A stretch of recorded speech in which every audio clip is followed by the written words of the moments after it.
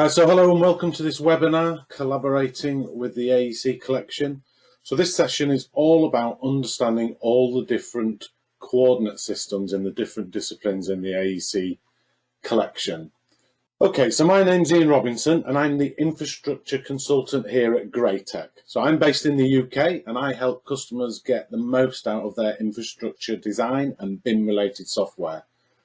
So that includes things like consultancy in the main and training as well. I do a bit of support, but also webinars like this one, workshops, blogs, customer presentations. Generally, I just evangelize the technology and make it work in the real world. My main focus is on Civil 3D, Map 3D with GIS being my background, and InfoWorks, Recap for point clouds, and Navisworks for federated models and clash detection, and also BIM 360 as well. I work for Graitec, and Graitec are a well-established company. We've been in business over 30 years. In fact, some of my colleagues have been working with AutoCAD for 35 years, which is quite incredible. We've established ourselves as one of the largest partners of Autodesk in the world. And this added with our own products developed in-house, that uniquely places us in your marketplace, the one you work in. We've got over 100 staff just in our research and development centre working on the class-leading BIM solutions that we provide.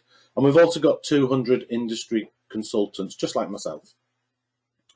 Our products, they're used in hundreds of thousands of projects every year.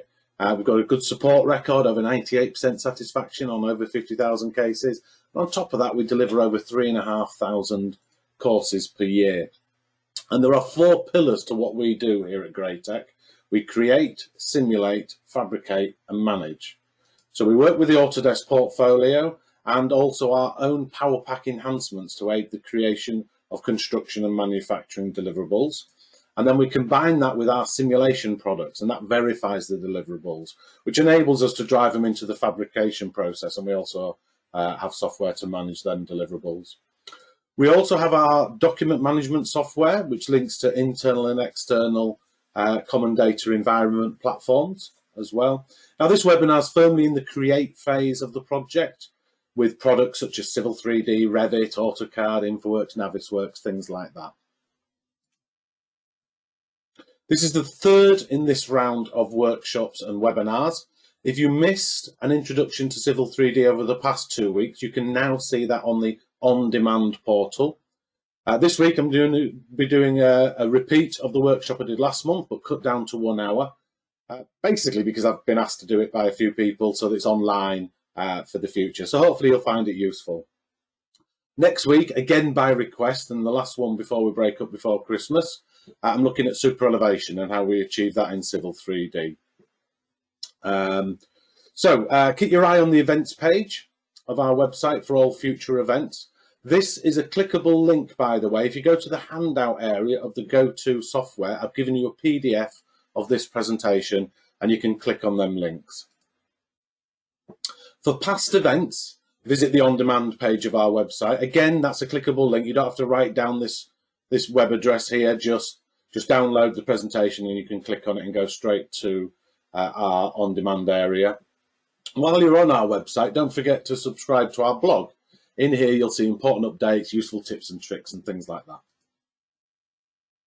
If you want a little bit more than this, then we do offer this training passport. It's a single fee that allows you to attend an unlimited amount of training courses throughout the year. So if you want to attend a Civil 3D course and also a Navisworks course, or maybe an AutoCAD and a Revit course, or a combination of all 4, then you can, all with a single fee. Now, because you've joined me today, and if you want to do that, if you just make a note of that discount code, WEB10202020, you'll get an extra 10% off if you buy before Christmas. So that's an extra 100 quid in it. So let's do a quick poll, just a very brief one today. And let's just launch the first question. What is your job role? So are you in architectural? Are you in civil engineering, structural engineering, or other? I just want to get an idea of who's in the room, so to speak. Good, we're getting lots of votes in. Thank you for that. Oh, it's a really even split today. That's fantastic to see. almost exactly split. Oh, it's just diverting a little bit. Right, we've almost all voted now, so I'll close the poll in a second now, and I'll share that with you. So that's good to see. A third of you are architectural, a third of you are civil engineering, a little bit less structural engineering, and some others in there. So we've got a real good mixture in there. Okay, so now we know what you're doing. Which software do you use? What's your primary software? I know we all use lots of different software. What would you consider your primary software? Hang on, the whole thing's gone a bit weird. Minimize that. Okay, so if you use Revit, just tick on that. If you use AutoCAD, that includes the verticals, so things like Map 3D, Civil, P&ID, Architecture, stick it in there. Who uses Civil 3D as the primary? Oh, you've almost all voted. Now, that is interesting. Okay, right, let's close that poll now and share that with you. So this is a first for me. Nobody's got Civil 3D as their primary. Oh, no, we have. Somebody clicked at the last minute. A few of you clicked at the last minute. So very few Civil 3D. So for that being my kind of primary product, that's interesting. So it's great to see other people on here. Nobody using InfoWorks as a primary. That's probably expected. Let's hide that. Let's move on to the next question. What other software do you use? What would you consider your second go-to piece of software? So if you're a Revit user, I would suspect your next most common software would either be InfoWorks or AutoCAD or a variant of AutoCAD. A few more you're using Civil 3D, which is as a secondary product. That's useful. Quite a few use other software. That's expected as well. Right, okay, you've nearly all voted. I'll close that in a second. I'll close it now and share that with you. So most of you are using AutoCAD as a secondary product, which is brilliant. You know, go back 10 years, that would be completely reversed, which is fantastic to see. So yeah, so thank you for that. I'll hide that.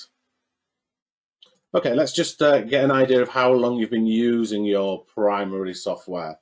So are you new to using Revit or AutoCAD? Have you been using it less than a year? Have you been using it between 1 and 5 years? Maybe you've been using it quite a while, between 5 and 10, or it's just so long you can't remember or don't care to remember. Anything above 10 years, basically. Just plonk your one in there. Okay, you've nearly all voted. A few left.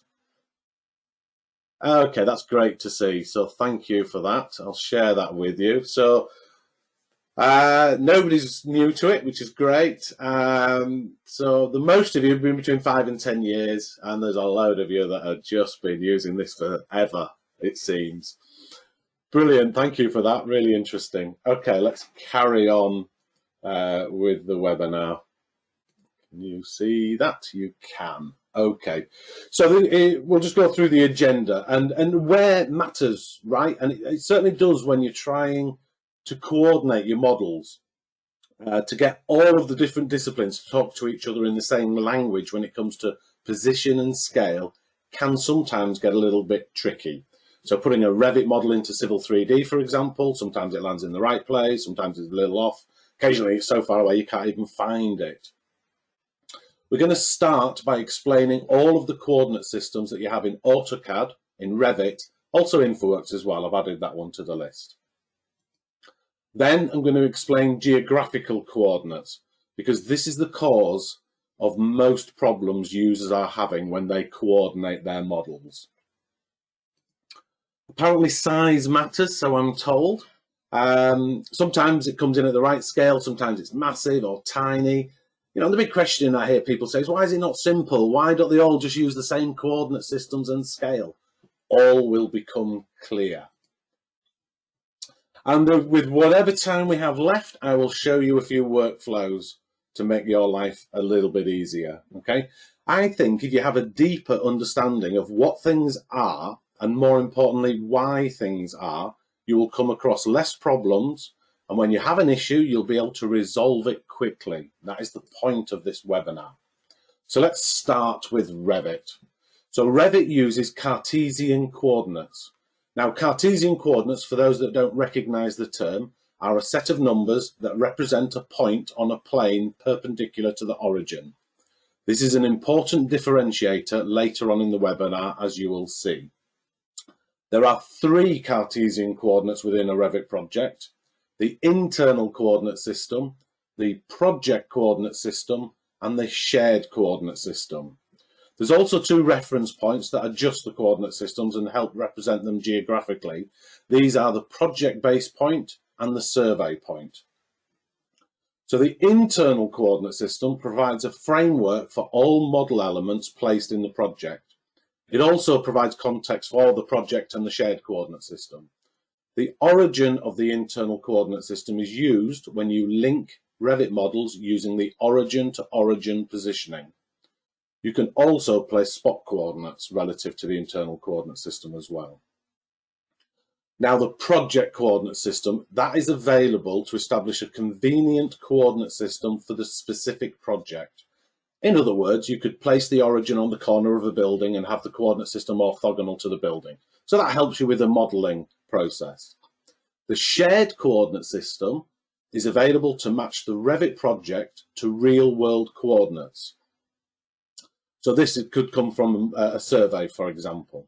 Essentially, the coordinate systems are designed so that you can establish a shared coordinate system based on the real-world location, or you could use that for a convenient intersection on 2 property lines, for argument's sake.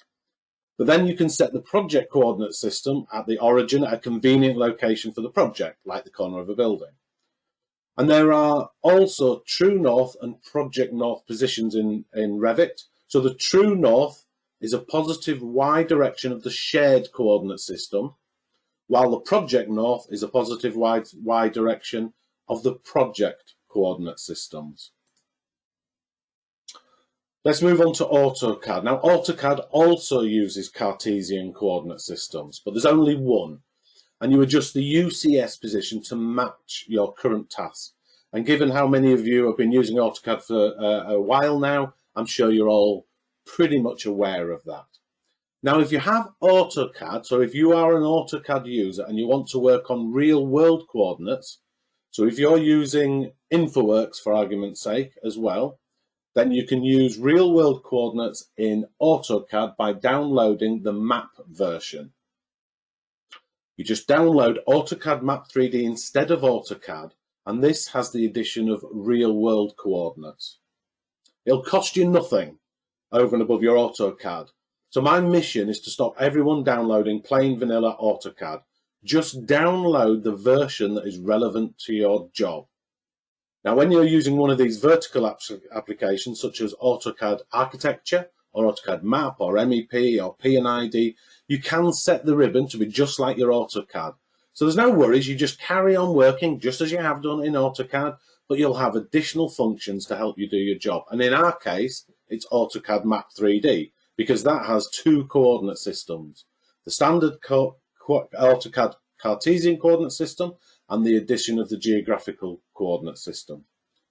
Now, it's worth explaining what a geographical coordinate system is, as this is the basis of most misunderstandings when it comes to combining data from different disciplines. So I'll get to that after we've had a look at the other products in the list. Civil 3D. Civil 3D has all the functionality of AutoCAD Map. So it has the same 2 coordinate systems: AutoCAD Cartesian coordinate and the geographical coordinate system. So if I'm working in real-world coordinates in AutoCAD Map 3D a little bit later on, maybe, just note that if I'm doing it in Map 3D, all you civil users can do that as well. Okay. InfoWorks. This has it just uses it uses 2 systems, but one system, geographical coordinates, but there are 2 settings for that. One for the database and one for the UCS. You have to set the database coordinates when you make your model. Now, if you're using Model Builder from version 2021.1 onwards, you also have to set the database coordinate system. If you're using 2021.0 or earlier, when you use the Model Builder, it automatically sets the coordinate to WGS84. If you don't know what that means, don't worry, a full explanation is on its way. Once you've created your model in InfoWorks, you cannot change the coordinates at all. The database coordinates are fixed. The other coordinates, the UCS coordinates, these can be adjusted at any time, and they adjust for the display purposes. Basically, it's them three numbers at the bottom left of the display that represent where your mouse is currently in the model. So let's explain geographical coordinates. If you understand these, you will understand why we have different systems and why you might be having some problems lining things up when you bring your Revit models into InfoWorks or your map data into Revit. We're all familiar with the standard Cartesian coordinates in AutoCAD and Revit. These are the three numbers that you use to represent a position on a plane. So if we draw something in AutoCAD or Revit, we could represent the object using three numbers. So point B, for example, could be represented by 0, 0, 0, and point A by 5, 15, 0, etc. Now, with our triangle, we can do some calculations, can't we? The maths for this was devised in the 4th century BC by the mathematician Euclid. So you could say it's well established. Now, Euclid stated that the sum of the three angles of any triangle will always equal 180 degrees. This is true on a flat surface.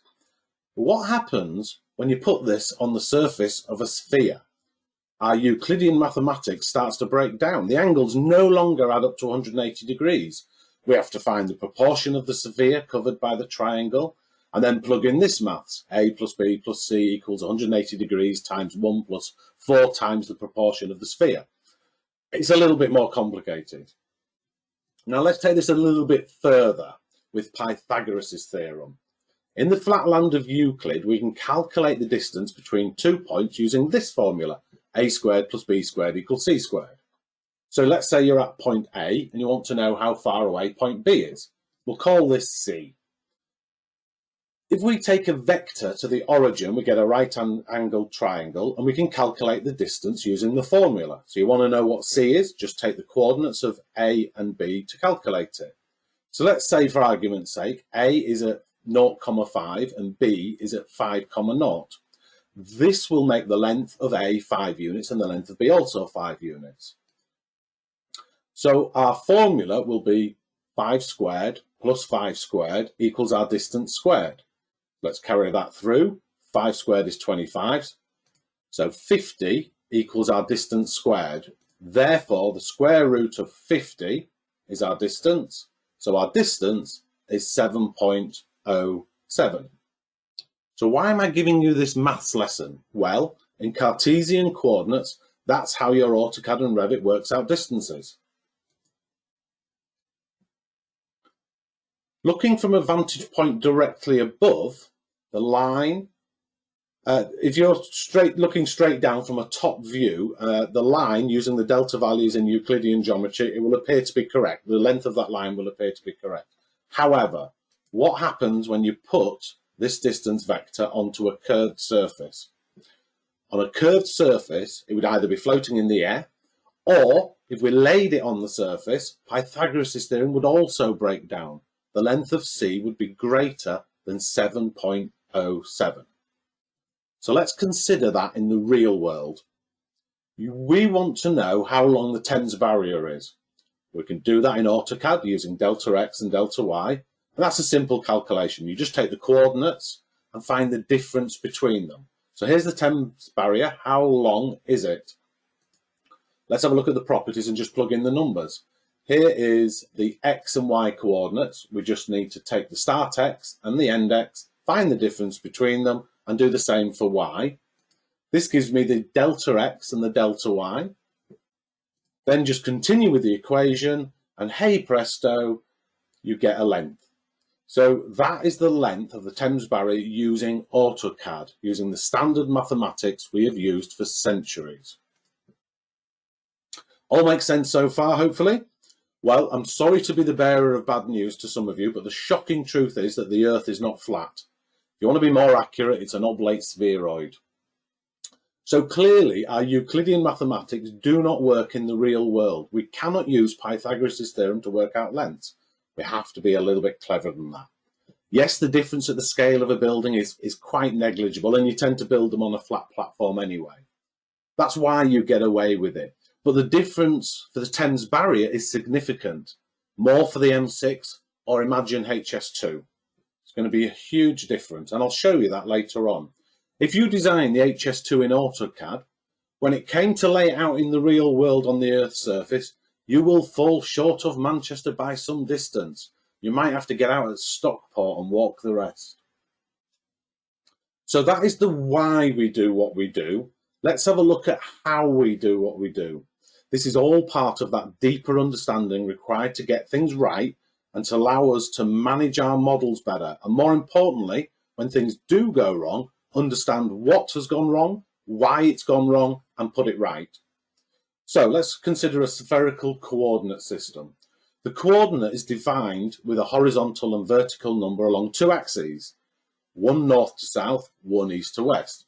In order to be unambiguous about the direction of the coordinates, map makers choose a reference ellipsoid with an origin called a geodetic datum. A good example of a world coordinate system is WGS. That stands for World Geodetic System. The latest iteration of that is WGS 84. You've heard that already once today. This is used in many applications, including your GPS in your car and also Google Maps. Now, WGS 84 uses a geodetic datum around the equator and a vertical line called the prime meridian, north to south. The coordinates are measured in latitude, north to south, and longitude, east to west. So the position of the Shard in London can be described as 51 degrees 30, 51 degrees 30 minutes, 15.8 seconds north, that's the latitude, and 0 degrees 5 minutes, 11.5 seconds west, longitude. Sometimes these are converted to decimal degrees, so the Shard's position can also be 51.5 north and 0.08 west. Now we measure it using degrees, minutes and seconds because it's the most convenient way to describe a circle, i.e. a fraction of 360 degrees. Now 1 arc second, it's about 30 meters. If you've got your calculator out and divide the Earth's circumference around the equator, which is a shade over 40 kilometers, if you divide that by 360 degrees, then divide the result by 60 minutes, and then divide it by 60 seconds, you'll see that the distance is a little over 30 meters. The origin of WGS 84, so 0 degrees latitude and 0 degrees longitude, is located just off the coast of West Africa in the Atlantic Ocean. It's actually marked by a buoy. You can find that in Google Maps now. You just type 0,0 in the search engine. You might also find there things that Google users have positioned incorrectly. And if you use any location-based application, when the software doesn't know where you are, it will often place you there. So if your model or drawing has no geographical coordinates on it, you put it into something that has got geographical coordinates like InfoWorks on WGS 84, that is where you'll find your model. Now this is all well and good. However, since maps were invented, we've always displayed them on a flat surface, such as a paper map, or more relevantly to us in AutoCAD. This is where a projection is needed. The ability to project a sphere onto a flat surface is not an unsurmountable task, but it's not as simple as it sounds, and there are many options used in many different ways. Firstly, you have to decide how to project your map. We can do a cylindrical projection, a conical projection, or a planar projection. Projections can protect certain properties, but they have to sacrifice others. So when you project a spherical object onto a flat surface, you have to choose what to preserve and what to sacrifice. And your options are angle, area, or distance. So you can maintain angle at the cost of area and distance, or you can preserve area at the cost of angle and distance, etc. There's varying degrees of that accuracy, if you like, within them three projections. So let's take the most familiar of the mapping programs you come across, Google Maps. Now this uses a projection called the Mercator projection when you've got the globe view switched off. The Mercator projection is a cylindrical map projection created by a chap called Gerardus Mercator in 1569.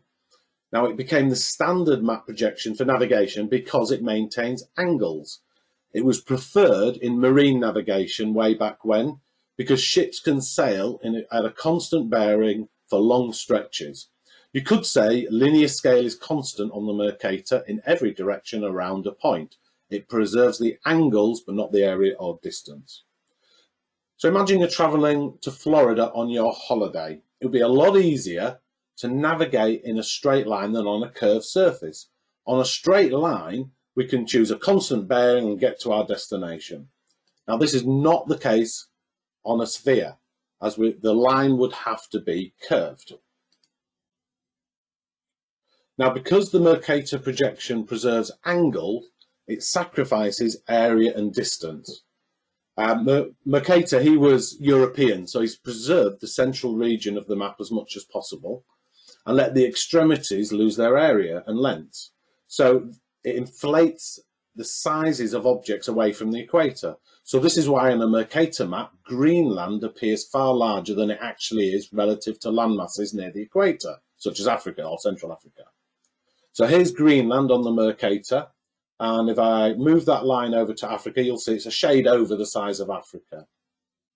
This is not true. In reality, Africa is over 14 times larger in surface area than Greenland.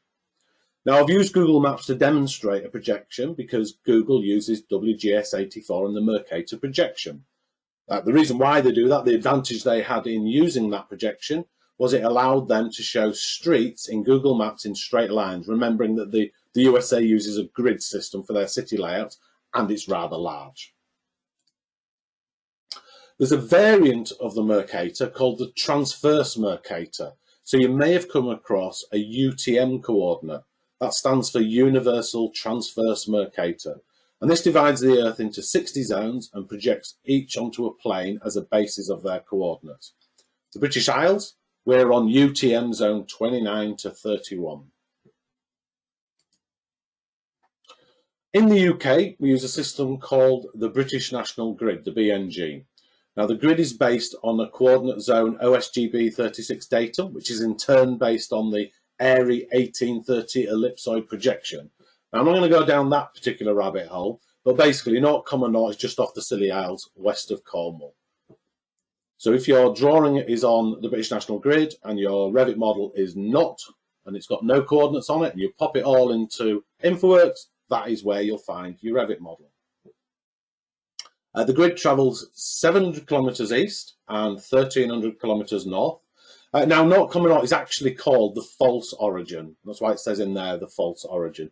The true origin is just near Jersey. If you were looking at it in WGS84, it's at 40 degrees north, 2 degrees west. But the Ordnance Survey moved it to a false origin, basically to eliminate negative numbers. So all our British National Grids are positive numbers. Okay, for Ireland, you've got your own Irish National Grid, the ING, and that is based on the Irish Transverse Mercator, ITM. For Northern Ireland, we often find the data on the ITM coordinate, but sometimes data is produced on an extended British National Grid to make it easier to merge with other UK national data sets. I think I find it on the ITN more than anything though. Let's just go back to the Thames Barrier and have a look at the real length of that line that I drew, but this time on the British National Grid. So the C in AutoCAD was 521.84. The distance on the British National Grid is 0.926, so it's an 80mm difference. Not massive, but that is big enough to cause you a fabrication issue. Now imagine that on a road that's 10 miles long, or indeed on HS2. It becomes a huge significance, and I'm going to show you that in a moment when I fire up AutoCAD. Size also matters apparently. So units in Revit for the UK market is almost always in millimetres. It's based around the internal coordinates. With Civil 3D and Map 3D using geographical coordinates, these are in meters, and they're usually based around that false origin of the British national grid for the UK market. It is never a good idea to make any AutoCAD or Revit model a long way from the origin. So what that means is that your AutoCAD models will have to remain with the units set to meters at all times. If you do convert them to millimeters, which I know you can, but the numbers will be just too big. Instead of working in hundreds of thousands, you'll be working in hundreds of millions, and no one wants that. Additionally, one of the main benefits of using AutoCAD Map 3D, and of course Civil 3D, and InfoWorks over AutoCAD and Revit, is you can connect and insert data from all manner of providers, such as the Ordnance Survey, or DEFRA, the Environment Agency, the British Geological Survey.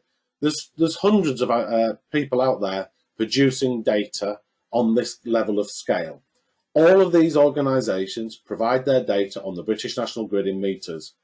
Some of these data sets, they're massive, they're really large. If you try and convert them really large data set into millimeters, you will head into a whole heap of trouble. Do not do it.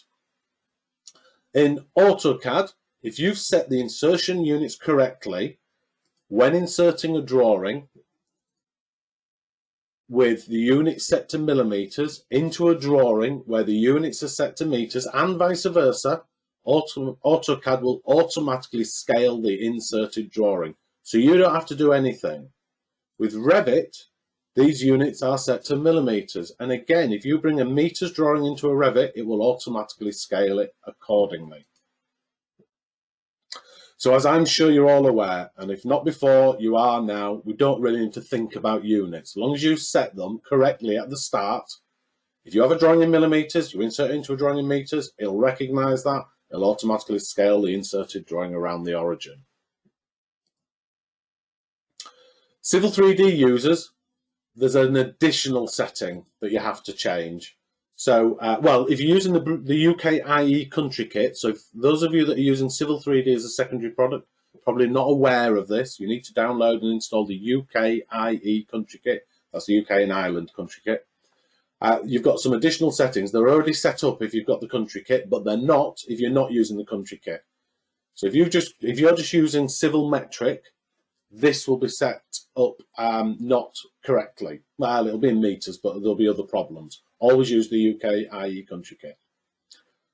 So you go into the tool space settings, and this setting here is for the civil element. So alignments are in meters, not in feet, as they are for the US market.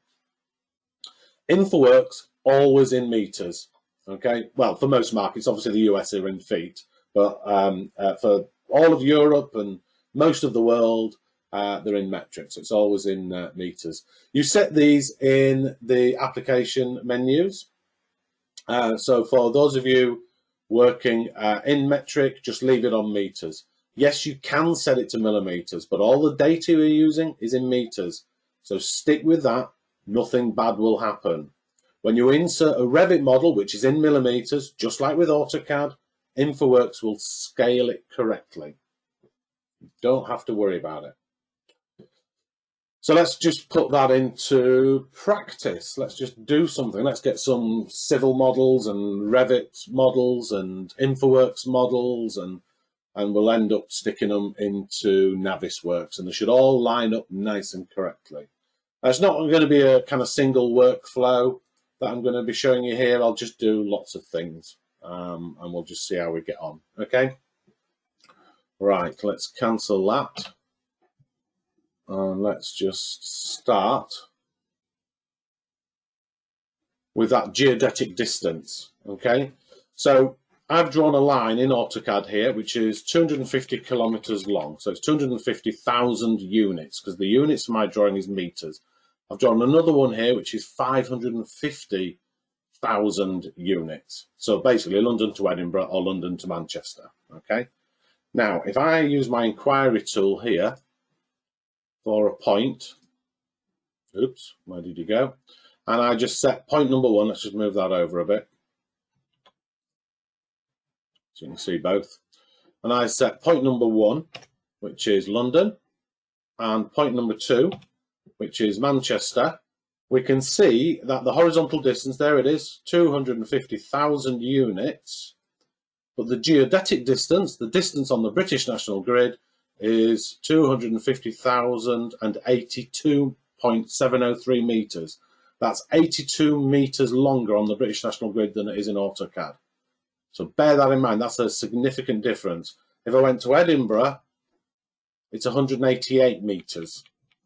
So it's a significant difference. So you've just got to be aware that is why we're using the British national grid. Okay, HS2, by the way, if any of you are working on HS2, that uses a different grid system called the snake grid, designed for long linear structures. Just search snake grid and you'll see it. Okay, so let's have a look at what we've got. So I've got a civil model here. And in here I've got a surface. So we've created a surface for our civil model. There it is. And on there I've got my AutoCAD entities. So I've got my AutoCAD map stuff in there. If I turn off the map, turn on the map, you can see there. And I've got the position of a Revit model in here, all set up in Civil 3D. Wouldn't it be lovely if I can just use that surface in Revit?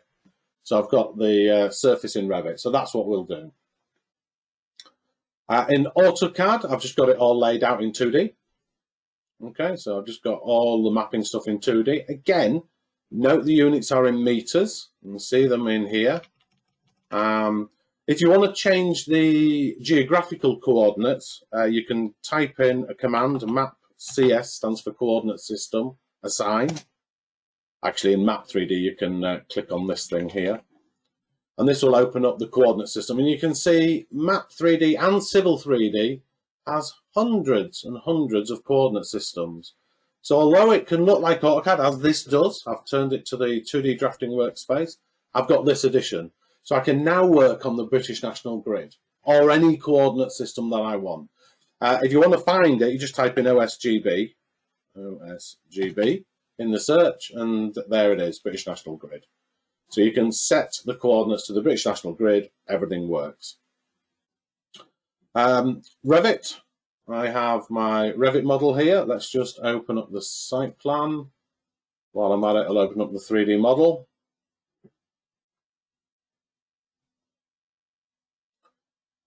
This is our office in Shipley, if any of you have been there. So there's my 3D model. If I go to the site plan and just look at the coordinates, they've not been set, 0,0,0. If I just tab, there we are, there's the survey point, 0,0,0. So they've not been set in the Revit model, it's just as it is, okay? What else have we got? I've got an InfoWorks model of the site, so we've done some preliminary work. That is what we want our site to look like. So we could use all this stuff. Now look at the coordinates down the bottom left. This is on the British national grid. If I go to the, no, I didn't want that, properties, you'll see it's on the British national grid. And the coordinate system for the database is also on the British national grid. You can't change that. I can only just change the UCS coordinates. So maybe I want to use all that stuff as well. So we can output that in and put that into InfoWorks, into Navisworks. Let's start with Revit. First things first, let's get the coordinates from Revit and we'll extract them out of Civil. So we know where it's going to be here. Let's put that into Revit. So if I just set my layer state to geolocation, okay, so it just makes life easier. That's the building. There's an add-on you can download in the toolbox. You download it for Civil 3D, and it's called the Autodesk Shared Reference Point. You then go to your Revit downloads, and there's one in there for the Revit as well, and that will import this. So this allows me to share my coordinates with Civil and Revit, so everything will line up. So I'll just double click that. It says pick a point. I'll just pick the corner of the building there, and then I'll say that is my Project North, back of the building. And it gives me these coordinates here. So I'll just OK that and save it. So I didn't want to put it in there. Let's see where I'm going to put it. Let's go in here. Work webinars.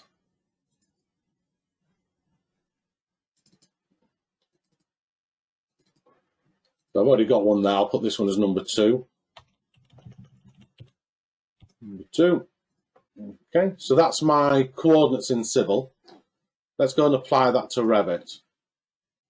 So we go to our add-ins, because we've added it in. There it is, import shared coordinates. So you download that and pick them same 2 points. So I'm going to say that that is the base point, and that is the quasi north. And then I'll go and pick that quayside location to the one I've just made. It says you're about to create a new coordinate system, so I'll say yes.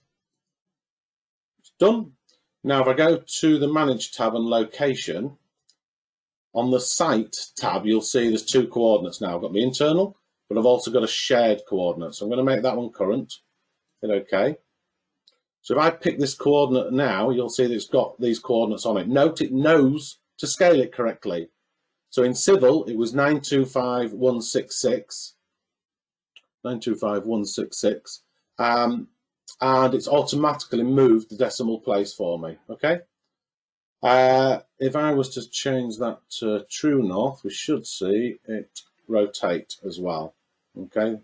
Let's compare that to my AutoCAD drawing. There's the AutoCAD. That's where I decided it was going to be, and that's where it is now. So we have shared our coordinate system. Okay, so that's setting the coordinate system on Revit. Let's share the surface in there. Okay. Yeah, let's share the surface in here as well. Okay. So in my civil drawing, I'll just go back to my working layer state. We have this surface here. Okay, there is some collaboration tools where I can publish this surface. So this just requires a BIM 360 Docs account, and all you do is you tell it where you're going to publish it, the surface. Now it'll take about 3 or 4 minutes to publish it, update it, and then Revit to bring it down. So I have done one earlier. That's the one I actually did that one last night. That's correct. Yeah, I did that one last night. So I'll pick that one, okay, and I'll share with that one. So you just click Save. I will call this one, I'll leave it running in the background. You'll see it appear, but I'll use number 2. And I hit OK, and we're now publishing this surface. You'll always get this message, because basically I'm showing it as contours. Revit needs to see it as triangles, and you just say publish the surface with the updated style. Okay, it won't change this drawing, but it'll change it in the published drawing. So that's going to use BIM 360, store that surface. I can then go into Revit, and in Revit, I'll just link to it. So if I go to the Insert tab, Link Topography, that will go to the same BIM 360 area. Find all the files. So you can see the 3 hasn't appeared yet because it's being uploaded now, but I'm online using video and all sorts. So, but I'll pick the one that I did last night and I'll link to that. And it'll say you've got geographical coordinates on there. In a second, got my little egg timer.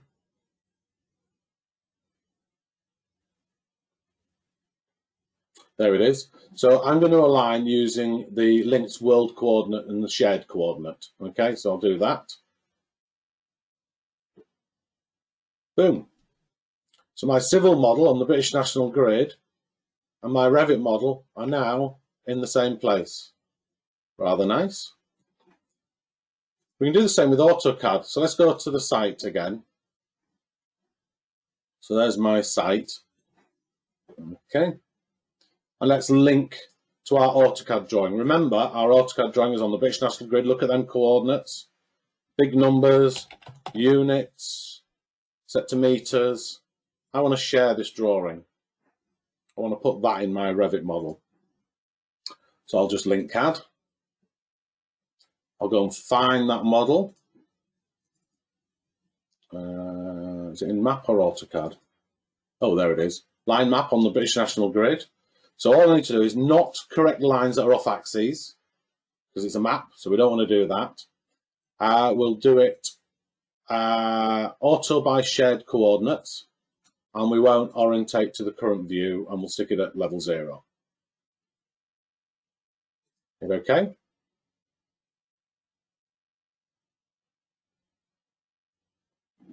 And my map now lands in the same place as my Revit model.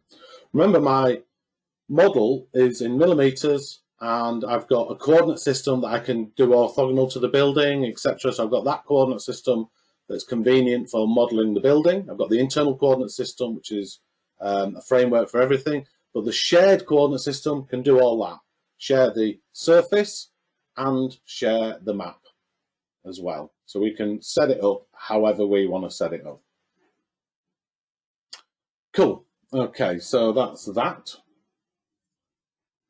Now, what else can we do? So InfoWorks here on the British National Grid as well. Let's stick everything into Navisworks. Okay, let's go and open up Navisworks. So what will we start with? Let's start with the civil model. Let's bring in, I just append that. It's going to be a altogether. We'll bring in the surface first. So let's find that, Civil 3D. I've got one there just of the surface. Just use data shortcut. So there we are, there's the surface. So that's on the British National Grid, isn't it? Let's now bring in the Revit model. Okay, so let's go up a level, find our Revit model. I need to change it to Revit, don't we? Revit. There's the one that's located on the British National Grid. Should land in the right place. Give it a second. Boom, there it is. Perfect. What else we got? Well, I've got that InfoWorks model, haven't I? So I've exported all of that as an FBX file. So we're just going to append that as well. I've got the surface in there as well. So I'll just hide the civil one for now, just so that it all comes in the right place. So that's under shared InfoWorks exports. There they all are. So I need to change that to FBX. And I can just bring them all in one go. They should all land in the right place as well. Excellent. Oh, no materials. So, viewpoint, put some lighting on it. There's the materials. So very simple to get all of these items to land in the right place for use in Navisworks, for putting AutoCAD stuff into Revit, for putting civil stuff into Revit, for putting Revit stuff into Navisworks, all linked, all with the correct coordinates for the discipline that they're using. Okay, so that hopefully was a useful explanation of all the different types of coordinates. This has been recorded, so it will be online later on if you want to view it later on. If anybody has any questions, please feel free to stick them in the questions box now. It's been unusually quiet today. Is that a good thing or a bad thing? I think that's a good thing. I've been very clear, is how I'll take that. But please, yeah, feel free to ask any questions. Sometimes you go away from these things and you think, you know, half an hour down the line, oh, I should have asked that. Feel free to send in an email later on and ask any questions that you have. So thank you very much indeed. Thanks for watching, and hopefully have a great day. And I'll see you next week for super elevations if you're interested, any of the Civil 3D. Thank you.